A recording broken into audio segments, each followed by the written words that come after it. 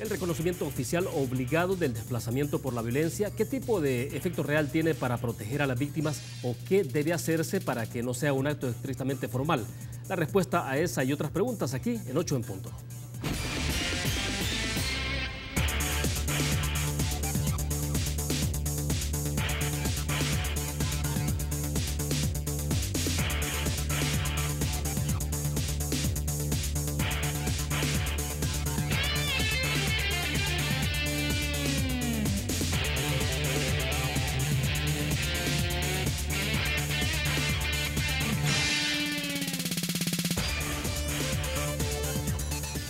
Este es el momento de todos. Banco Agrícola nos hace un llamado a la reflexión, a que nos demos cuenta que este es el momento de hacer que las cosas sucedan, de superar adversidades y sobrepasar límites. Es nuestro momento de construir un mejor país todos.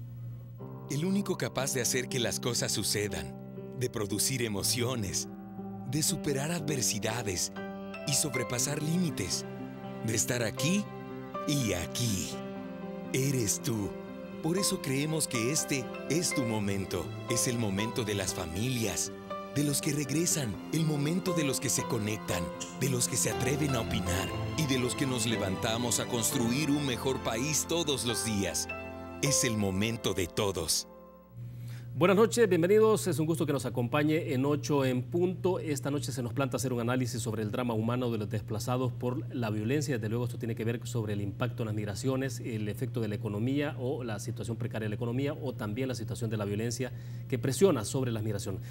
Esta noche queremos agradecer que nos acompaña en nuestros estudios Cristina Pérez, abogada de familia, que está con nosotros para hacer esta reflexión. Cristina, bienvenida, buenas noches. Buenas noches, ¿qué tal? Muy buenas noches a todos. Gracias por la invitación para compartir sobre este tema tan importante. Perfecto, también agradecemos a Celia Medrano, directora regional del programa de la Fundación Cristosal. Celia, es un agrado que nos acompañe. Bienvenida, buenas noches. Buenas noches, William. Gracias a Canal 33 y a ti en particular por nuevamente estar en este espacio tocando este tema. Perfecto. Celia, para iniciar, las estadísticas a veces pueden ser muy frías, ¿no? A veces muy duras, a veces se critica, por ejemplo, el caso de los médicos, de que se dice, bueno, pero los pacientes no son números fríos, ¿no? Y a veces puede pasar que en el caso de los homicidios, en el caso de los desplazados por la situación de violencia en el país, nos quedemos un poco analizando solo la parte estrictamente estadística, pero creo que vale la pena ahora en esta noche entonces que hablemos justamente de estadísticas, pero sobre todo con el tema enfatizando más en el drama humano de los desplazados por la violencia. A lo mejor si podemos hablar, hacer una reflexión, Celia, porque se está planteando de alguna forma que ha habido alguna reducción en los indicadores que tienen que ver sobre las causas que generan los desplazados en nuestro país. Por el contrario, de acuerdo a cifras registradas por Cristosal, ha habido un aumento de 40% en el caso de mujeres atendidas por nuestros programas y registradas por nuestros programas en relación al primer trimestre del 2017 con respecto al primer trimestre, enero, febrero y marzo del 2018. Ha habido un aumento del 36% en lo que se refiere a hombres atendidos. ¿Qué es lo que pasa?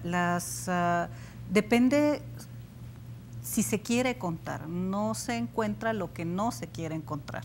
Si yo no estoy queriendo reconocer una situación, haciendo el símil del médico precisamente, un médico me está diciendo, usted tiene un problema, usted tiene que atenderlo en este momento, y yo persisto en decir no. El médico no tiene razón, yo me voy a curar sola, yo lo voy a llamar de otra manera, etcétera, y el problema va creciendo. Sí, porque todo esto parte de que tenga el médico un buen diagnóstico. Es lo que está pasando. ¿Qué es lo que sucede? Primero yo tengo que querer diagnosticar una situación que ya he definido. Si yo no defino lo que quiero diagnosticar, no voy a tener un buen diagnóstico. A nivel oficial, ya hemos conversado con respecto a este punto, el gobierno de El Salvador, a través del Ministerio de Justicia y la Dirección de Estadística y Censo, publicaron un informe que le llamaron Movilidad Humana y aseguraron en este informe que del 2010 al 2016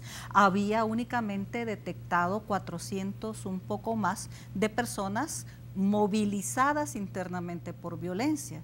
Nosotros solo en Cristosal hemos atendido 701 personas en el 2017 desplazadas internas por violencia generalizada en el país. La Procuraduría para la Defensa de los Derechos Humanos en año y medio ha atendido 460 personas. No es posible que estemos hablando de una situación que, por denominarla mal, no la podamos caracterizar adecuadamente. Entonces, primero reconozco que tengo un problema y luego pido un diagnóstico sobre el mismo y posteriormente trato de tomar las medidas adecuadas al diagnóstico y adecuadas a las características especiales que tiene esa población, con la cual estoy obligada a respetar sus derechos, a atenderla y a protegerla. Sí. Ahora bien, Celia, esta estadística sobre las causas de migración de niñas, niños y adolescentes que se ha registrado y que ustedes parten de información de la Dirección General de Migración, sí, en el caso de las causales económicas, sí hay un incremento 2016-2017, ¿no?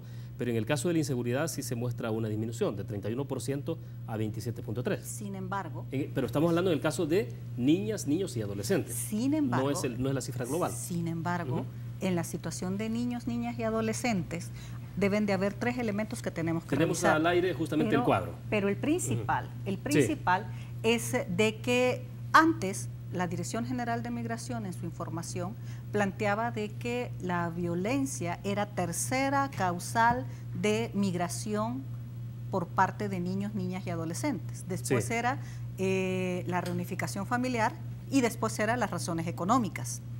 Si bien en relación, en el caso de niñez y adolescencia, ha habido una baja en comparación al 2016-17, no así 2015-2016, lo que tiene relevancia es de que sube a ser segunda causa de migración la violencia sobre la primera, que es por razones económicas, pero no solo eso, sino de que las razones que plantean los niños cuando son entrevistados al ser deportados y regresar al país, o al ser retornados al regresar del país, ya hace que la diferencia, y el cuadro lo plantea, que la diferencia en porcentual entre la primera razón económica, y la razón de violencia sea mínima, un 30% en comparación a un 32, 31%. Claro. Ojo, eso es muy importante porque durante años la Dirección General de Migración insistía de que en un 80% nuestros niños se iban por razones económicas y por razones de violencia era la tercera razón. Termino con decir de que la migración es un fenómeno multicausal. Y la manera en que toma los registros la Dirección General de Migración es una encuesta en donde no permite cruzar las razones y por lo tanto o es una, o es dos, o es la tercera. Esto es muy importante porque tenemos entendido que ahora la Dirección General de Migración a partir de este año ha empezado a modificar su instrumento de captación de datos y va a poder cruzar la información de un niño, por ejemplo, que va por reunificación familiar, pero la reunificación se detona porque el niño no puede seguir en una zona donde está en riesgo, por ejemplo. Ahora bien, Cristina, un poco cuál es la primera aproximación que se puede hacer sobre, planteando un poco las estadísticas, viendo también lo que está pasando como las causales, digamos, del tema de la migración. Yo creo que coyunturalmente nuestro país ha sufrido muchos cambios en cuanto a las causas que han generado este desplazamiento. Si nosotros nos vamos a la época de 1990, realmente era el conflicto armado la primera causa de desplazamiento de las familias. Lo único que en ese momento se miraba tal vez un desplazamiento individual. Creo que no eran grupos familiares migrando, que es algo que ahora creo que se está dando con mayor amplitud y que lo vemos en las noticias. Ahora vemos que los papás ya no solo se van los papás, sino que se van también con sus hijos. Y eso implica, obviamente, mayor desplazamiento, pero implica también mayor vulneración en cierta medida de los derechos de estas personas. ¿Qué es lo que va generando? Bueno, se va generando esta división, digamos, familiar, se va generando también, digamos, esa dificultad de traslado, porque no es lo mismo un adulto trasladándose que un niño también trasladándose. Y también estas causas van variando. Quizás podría llegar a pensarse que Actualmente encontramos una causal quizás un poquito ligada a la seguridad del país, en donde esa sería, pero encontramos otras causas también quizás un poquito más novedosas, en las cuales empiezan a incrementarse datos estadísticos, por ejemplo, de personas que buscan asilo, no solamente por una cuestión delincuencial, sino también por una situación familiar doméstica, que puede verse amenazado inclusive en el mismo grupo familiar por parientes cercanos. Entonces lo que se trata de hacer es evitar que los niños tengan este desplazamiento, pero igualmente como los papás van como un grupo familiar, se los llevan. Entonces sí creo que ha ido mutando, ha ido cambiando, pero esto va generando también consecuencias, porque va generando consecuencias de vulneración de derechos fundamentales en la niñez, en la familia, se pierde mucho la identidad cultural, no es lo mismo un niño que esté arraigado a un determinado lugar, con determinadas causas, con determinados costumbres, y que de repente venga y tenga que adaptarse a otro lugar. Sí, la parte que tiene que ver con el rompimiento del tejido social, ¿no? Exactamente, porque entonces aquí nos vamos a encontrar con situaciones de xenofobia, nos vamos a encontrar con situaciones que llegan los niños a las escuelas y encuentran mucho bullying dentro de ellas. Entonces sí vamos viendo cómo se va inclusive tal vez cambiando, pero también incrementándose la vulneración de derechos, de otros derechos fundamentales que ya van más ligados como a la persona, a la integridad, ese bienestar que debe de tener una persona, el hecho de estar en familia. Entonces podemos ver otros derechos también vulnerados. Claro. Ahora, Celia, evidentemente que hay un efecto silencioso, ¿no? Que tiene el tema de las migraciones sobre la sociedad, y a veces no es tan silencioso también, o sea, depende a veces, pero está ocurriendo ese fenómeno y está golpeando fuerte, ¿no? Relacionando desplazamiento interno con migración forzada por violencia, en el caso del desplazamiento interno es la familia entera la que se mueve, y a veces 5 familias en una. El grupo familiar, por ejemplo, que llevó a un amparo ante la Corte Suprema de Justicia y que dio la sentencia 144 de la Sala de lo Constitucional, era un grupo de 33 personas, de las cuales incluso el líder de esta familia pudo tener una audiencia con los magistrados de la Corte Suprema de Justicia, y estuvieron participando en esa audiencia las representaciones legales de las instancias demandadas, la Fiscalía General de la República, inédito, ¿no? Etcétera. Es histórico. Es histórico porque la Corte Suprema de Justicia, la Sala de lo Constitucional, le da 6 meses al Estado salvadoreño para poder reconocer a las víctimas desplazadas por violencia en el país. En primer lugar, manda a la Asamblea Legislativa a hacer una normativa, una legislación específica para la atención y protección integral de desplazados internos por violencia generalizada, y manda a todas las demás instancias estatales y principalmente del órgano ejecutivo a hacer una normativa y procedimientos específicos para la atención. Lo que quiero plantear es de que esto al final puede ser una oportunidad importante para el gobierno de El Salvador y para el Estado salvadoreño tomar medidas que puedan mitigar la migración irregular, porque ya en el caso de la migración irregular por violencia es increíble cómo ha aumentado el número de niñas y niños no acompañados, es decir, que no van con su papá y con su mamá, principalmente hacia Estados Unidos, atravesando Guatemala y México, pero también el fenómeno de que cada vez el niño es más pequeño. Hace unos 10 años, como la abogada Pérez planteaba, usted enfrentaba una situación de que el niño estaba esperando cumplir los 18 años para irse, migrante irregular, hacia los Estados Unidos principalmente. Ahora son niños de 8 años. Cuando terminaba su bachillerato, ¿no? Habitualmente. Ahora son niños de 8 años, de 6 años. Ha habido dentro de los procesos de reunificación que se han generado después de la separación forzada de niños salvadoreños con sus padres o con sus familiares en la frontera sur de Estados Unidos, una bebé de 9 meses. Entonces, estamos hablando de que cada vez son más pequeños los niños que son llevados por la vía migratoria irregular no acompañados, es decir, en ausencia de su padre y de su madre. De acuerdo, quedémonos en ese punto, hacemos la primera pausa comercial, regresamos más, de más con 8 en punto, volvemos.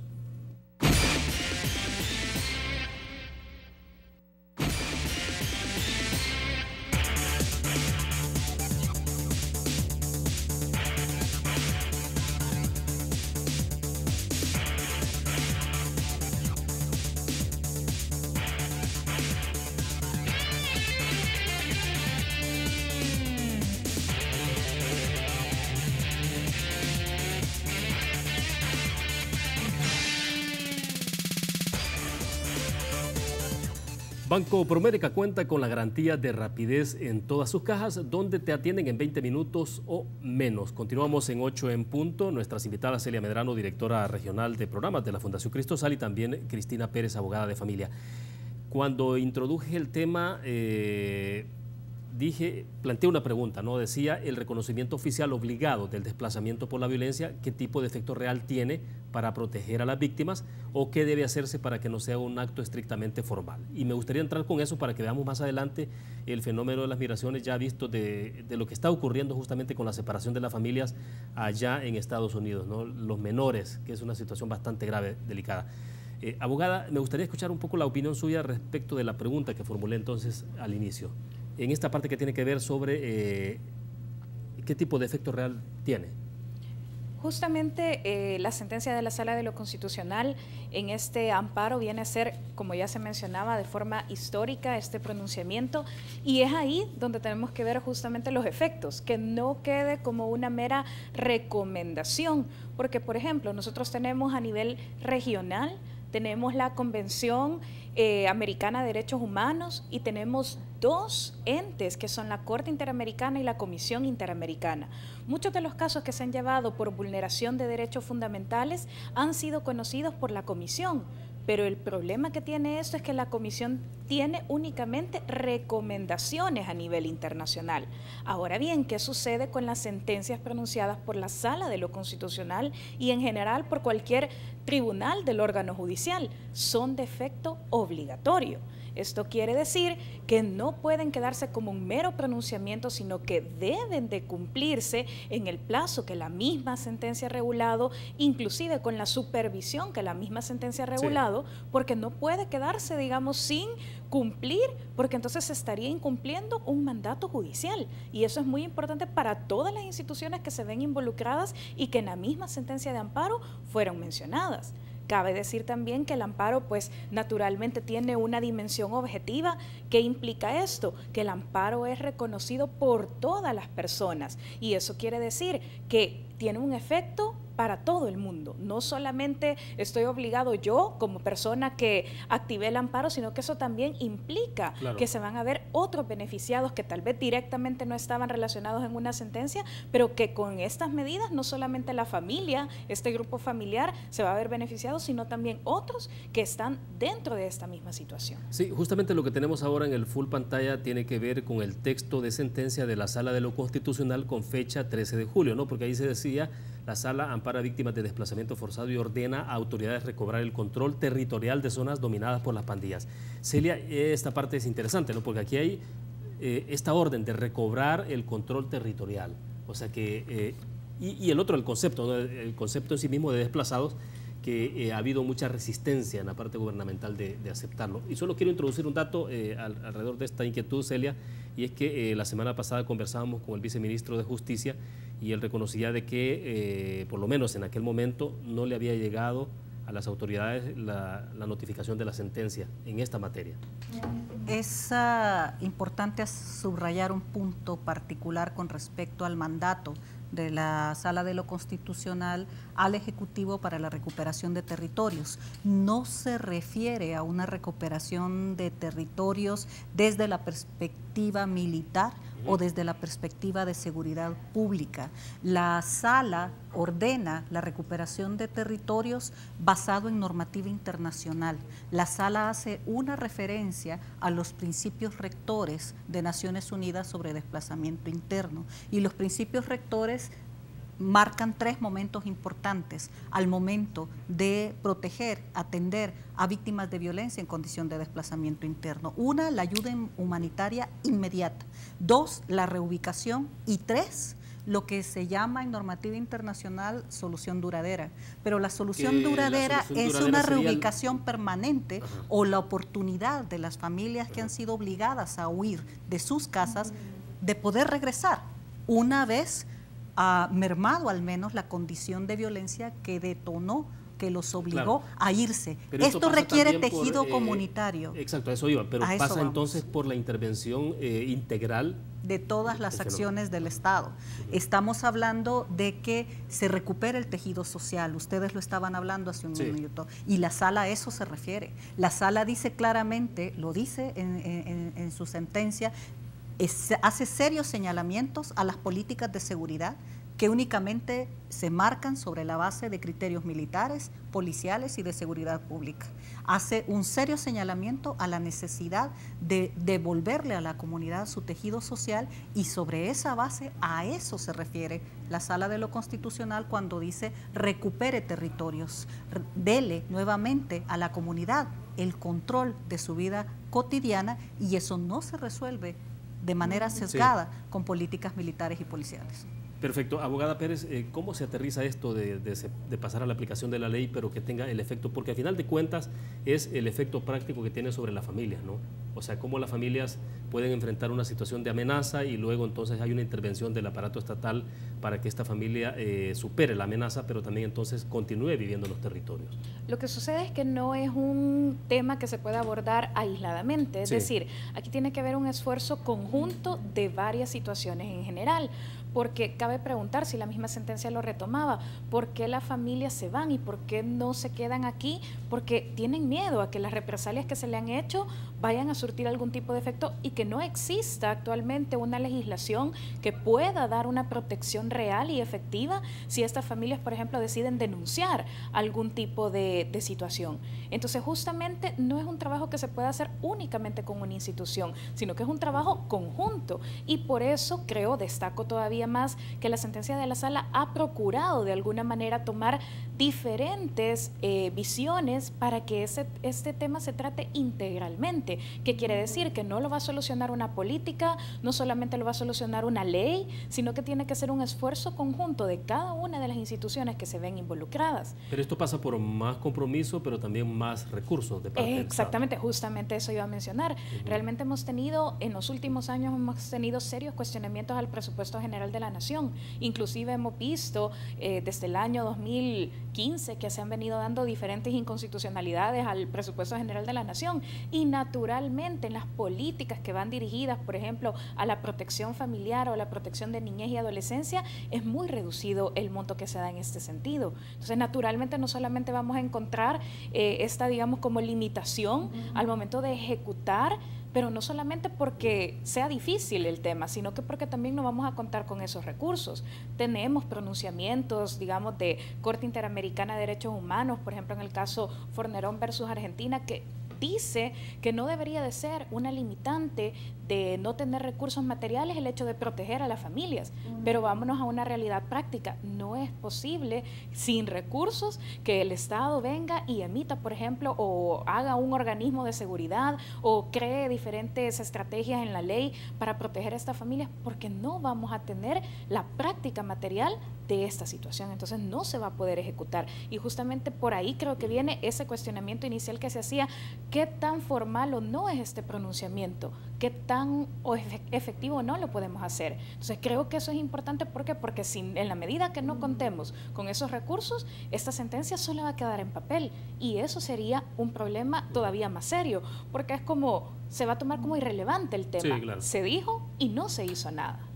Perfecto. Tengo que hacer otra pausa. Cuando regresemos, ahora sí, Celia, platicamos al regreso entonces sobre el tema hondureño, ¿no? Porque tiene una experiencia interesante sobre este tema de los desplazamientos.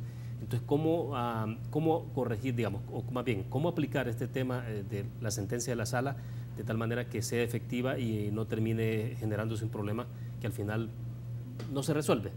Vamos a una pausa. Regresamos con más en 8 en punto. Volvemos.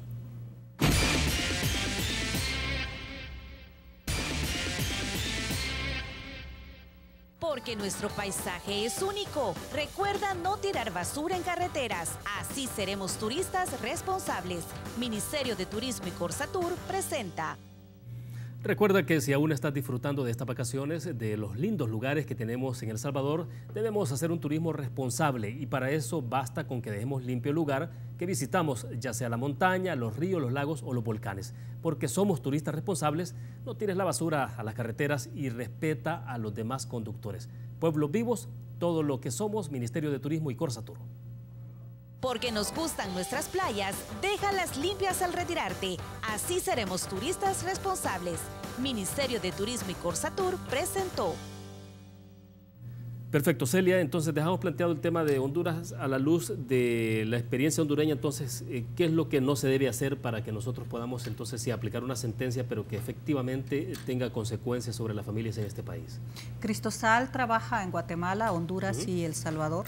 En Honduras hemos tenido una serie de intercambios y capacitaciones con la Comisión Interinstitucional para los Desplazamientos Internos, porque fue aprobado desde el 2014, desde el Ejecutivo, un reconocimiento oficial al desplazamiento interno por violencia. No obstante, precisamente Honduras es un espejo del cual pudiéramos vernos, en el sentido de que fue el órgano ejecutivo el que reconoció el desplazamiento interno, no fue a través de una legislación. Se creó la Comisión Interinstitucional sobre una articulación de coordinaciones únicamente a distancias ejecutivas y no hubo una ley. Es a la fecha, 4 años después, que se propone una ley específica a la Asamblea Legislativa que dé mandatos concretos de cumplimiento de la ley a cada instancia del Estado que tiene competencia con respecto al fenómeno y que haya presupuesto.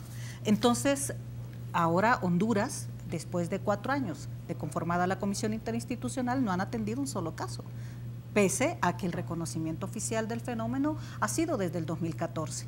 Ese error no debemos cometerlo. La Sala de lo Constitucional alcanzó a verlo y planteó claramente, la Asamblea Legislativa debe legislar, debe de haber una ley que dé mandato, que determine el reconocimiento de las víctimas desplazadas por violencia y que tenga una articulación de instancias estatales con tareas y funciones específicas frente al fenómeno y con presupuesto.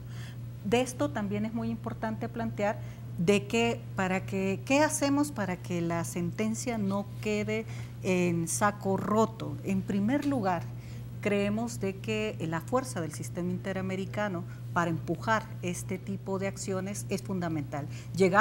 Cristosal llegó a la Sala de lo Constitucional en los 6 amparos que presentó, agotando los recursos internos. Y es así como la Sala de lo Constitucional dice en la sentencia 411, la policía falló, la fiscalía falló, etcétera. Agotamos los recursos internos. ¿Qué es lo que sucede ahora? En este caso concreto del cual emitió sentencia la sala, hubo medidas cautelares también dadas por la Comisión Interamericana de Derechos Humanos.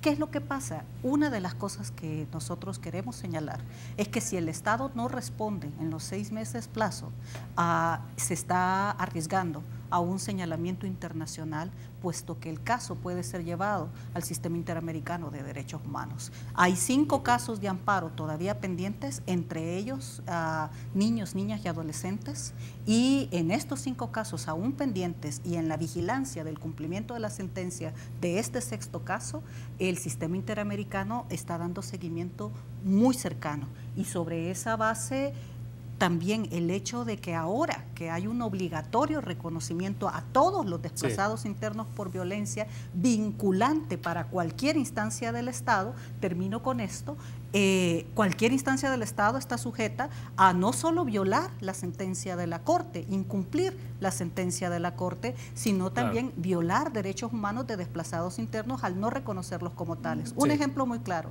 cuando la Fiscalía General de la República manda a personas que han estado protegidas bajo el régimen de protección de víctimas y testigos al concluir un proceso penal y le dice a la gente, ya se acabó el proceso penal, ya no podemos seguir dándole protección, vea usted a dónde va. La Fiscalía General de la República estaría incumpliendo la sentencia, estaría desprotegiendo y sería causante de desplazamiento forzado porque manda a personas a una situación en donde no encontrarán un lugar seguro donde Celia, estar. ¿ustedes estarán vigilantes del cumplimiento de la sentencia? Es con la Fiscalía General de la República que estamos viendo esto y también hemos pedido una audiencia temática a la Comisión Interamericana de Derechos Humanos sobre el seguimiento del cumplimiento de la sentencia. Perfecto. Abogada Pérez, el desafío de todo esto finalmente es lograr que las familias retornen, ¿no? De condiciones mínimas de seguridad, en términos del entorno social. O sea, al final de eso se trata, pero ¿será posible? Sí, realmente, bueno, Definitivamente, y hablando y retomando el último tema que se estaba diciendo respecto al seguimiento, naturalmente esa es la palabra clave aquí. Si el seguimiento se da, sí va a poder reunificarse la familia, o sí va a poder retornar la familia, y después de haber sufrido todo esto, va a poder haber una ejecución eficaz de esto. Se nos olvida quizás de repente que la misma Constitución de la República manda al órgano judicial a juzgar y a ejecutar lo juzgado.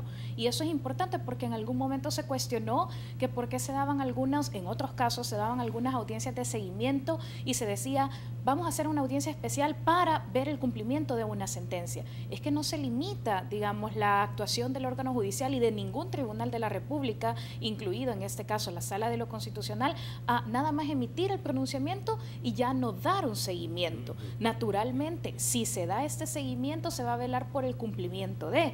Claro, aquí tenemos pues los problemas, digamos, cotidianos que podemos encontrar en la justicia salvadoreña, la retardación y demás, pero lo importante es que no se deje en el olvido y que hayan instituciones que definitivamente pues den esta presión, digamos, social para que esa medida realmente se pueda dar, porque si no, nuevamente volvemos al inicio y es como decía antes, que no se hubiera dictado nada, pero sí de repente tenemos una presión, inclusive desde el punto de vista internacional, que la Corte Interamericana ya haya emitido medidas cautelares, que haya, incluso en este caso se dio una figura que es los amigos de la Corte, que justamente se da como vigilantes, pues tal vez no tienen una función jurídica propiamente tal, como partes en un proceso, pero sí incluye como esa fracción de la sociedad civil de estar pendientes justamente de temas para dar eficaz cumplimiento a este retorno que se está pidiendo. Ahora, el tema de la seguridad es central en esto, pero pasa todo esto por el tema de la economía, la generación de empleo, ¿no? De las condiciones que tiene la familia de que sus hijos tengan un trabajo para poder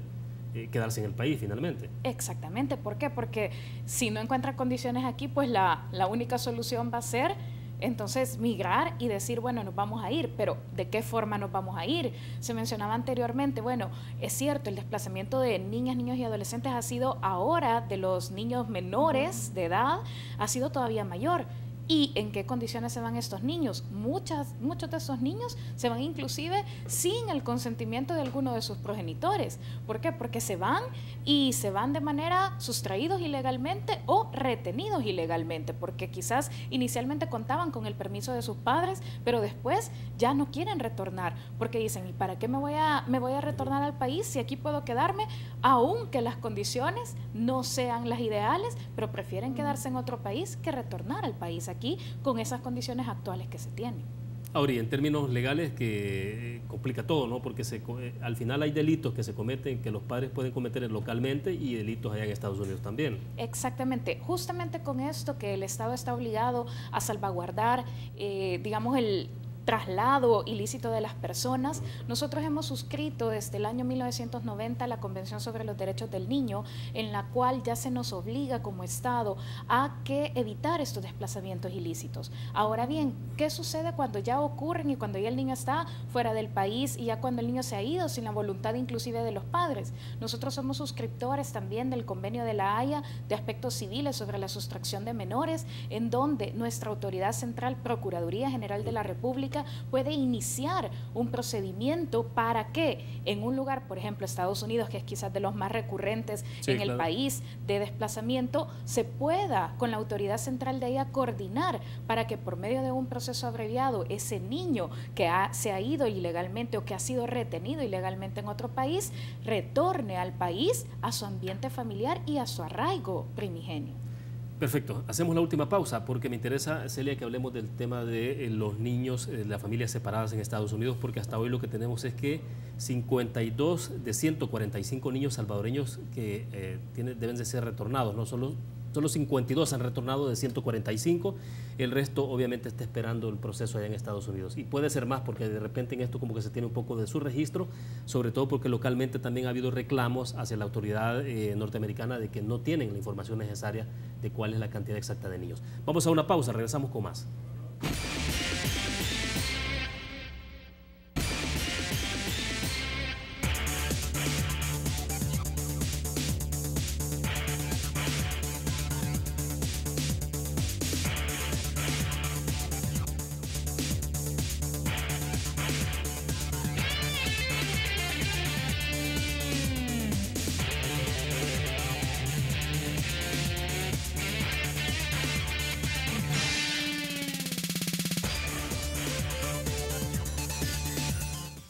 Perfecto. Mientras seguimos conversando, tenemos una tabla del tema de retorno de Triángulo Norte. 52 de 145 niños que nada más han sido retornados y el resto debe seguir esperando allá en Estados Unidos. Y el tema de la separación de la familia, que es un drama que no lo habíamos registrado, por lo menos en las dimensiones que ocurrió este año. Opinión. Creo que es muy importante plantear de que muchos de estos niñas podrían pelear su caso. Tienen que estar frente a cortes, tienen que comparecer ante cortes migratorias que no son cortes judiciales, primer punto. Segundo, el niño, si no tiene representante legal, el niño o la niña puede pedir que se posponga, que se reprograme su audiencia migratoria sobre la base de que no lleva un representante legal y por lo tanto no se está ejerciendo el derecho a representación frente a un juez migratorio.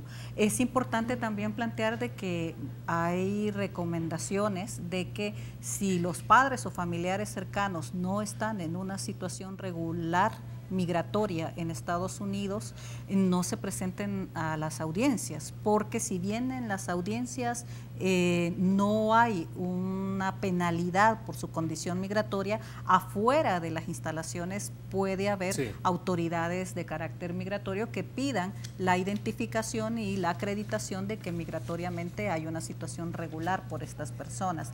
Todas estas condiciones marcan algo que tiene que plantearse. Lo que se dio en la frontera sur con Estados Unidos el mes pasado es una situación violatoria de derechos humanos y violatoria a la Convención de Derechos de la Niñez, solo que hay que tomar en cuenta que Estados Unidos no ha firmado la Convención de los Derechos del Niño y la Niña. No obstante, jurisprudencia en materia de la Comisión Interamericana de Derechos Humanos y de la Corte Interamericana de Derechos Humanos ha sentado precedentes de que aunque un país no haya firmado la Convención o no haya reconocido la jurisdicción de la Corte Interamericana de Derechos Humanos y la competencia de la Comisión Interamericana de Derechos Humanos, eso no lo exime de obligación, sobre todo cuando se trata de derechos de niños, niñas y adolescentes. Ahora, Celia, muy rápidamente, porque el tiempo se nos agota, en la tabla de retorno del Triángulo Norte de Centroamérica, El Salvador, Guatemala, Honduras, El Salvador muestra un dato negativo, ¿no?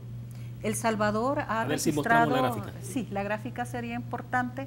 El Salvador ha registrado menos deportaciones en comparación a Honduras y en comparación a Guatemala en los tres países del Triángulo Norte para Centroamérica, y es significativa la diferencia. No obstante, eso no quiere decir de que hay una menor migración hacia Estados Unidos vía Guatemala y México o hacia otros países. Únicamente estamos hablando del número de personas deportadas o repatriadas, como alguna terminología prefiere plantear, cuando no hay una orden migratoria de deportación de por medio.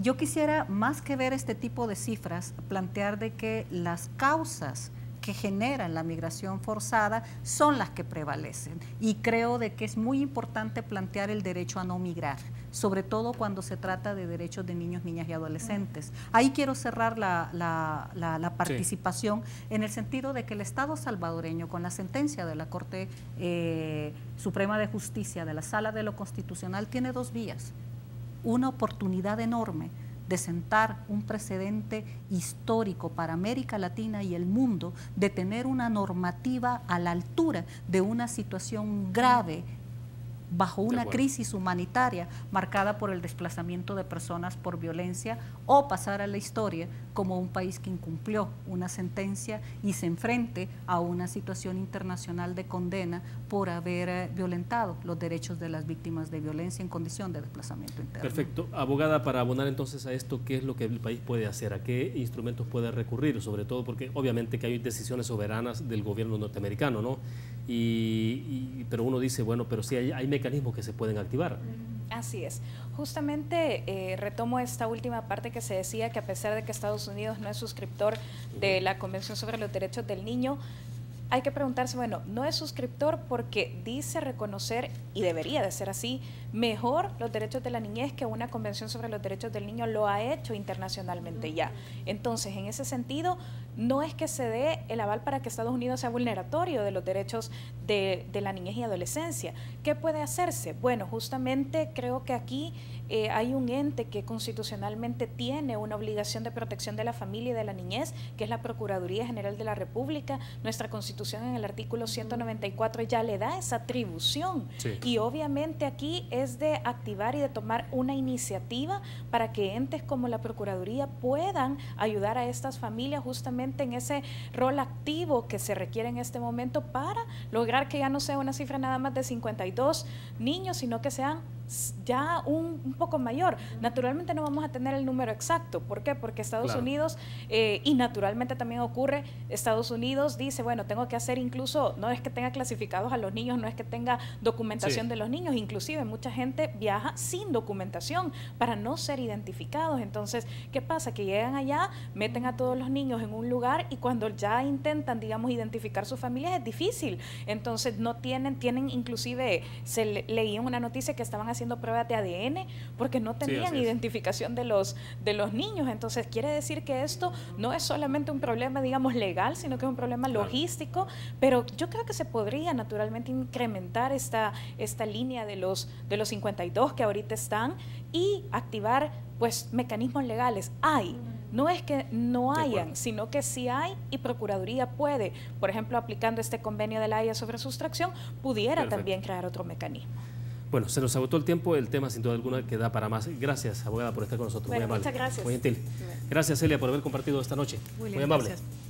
Muy buenas noches. Bien, terminamos de esta forma nuestro programa de 8 en punto. Gracias a ustedes que nos acompañaron. El análisis da para más. Vamos a continuar más adelante también haciendo un abordaje más profundo sobre el tema. Gracias por su fiel sintonía. Buenas noches.